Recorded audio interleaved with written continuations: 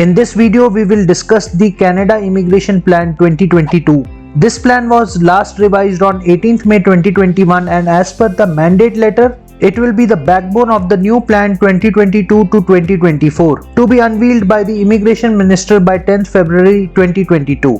We are also going to discuss the changes we do know are going to happen in the express entry system to be announced in the new plan 2022. So if you are an aspirant for Canadian immigration, stay tuned till the end. Hi, I am Kshitij. And I am Sonali. We are a young Indian couple determined to move to Canada. We started our PR journey in 2021 extensively researching the immigration process. In this series, we study all news and updates related to Canadian immigration and present them exclusively for you on this channel. If you want to move to Canada, the only thing you need to do is subscribe to our channel and never miss an update on Canadian immigration. So let's begin our PR journey. We will start with discussing the original plan for 2022 as laid out in the 2021 to 2023 plan. The total target for this year would be 411,000, which would be split into 4 streams. Out of all these categories, the economic quota is the highest with 241,500 of a target. In the second place is the family reunification stream with 103,500 quota. Refugees are targeted at 60,500 and humanitarian category will be at 5,500. Out of all these categories, the economic quota is the highest with 241,500 of a target.